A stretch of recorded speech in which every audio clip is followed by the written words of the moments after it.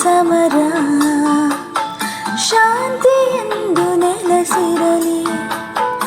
ಎನ್ನುವ ಭಾವ ಮಧುರ ಸುರರಾಗುತ್ತ ಬೆಳಕಾಗುವ